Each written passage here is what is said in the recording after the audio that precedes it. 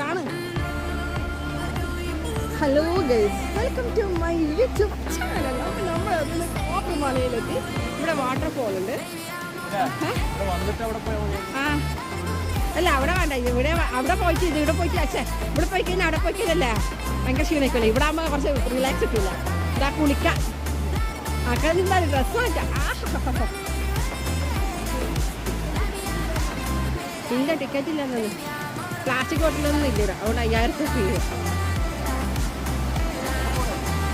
മഷാല്ല.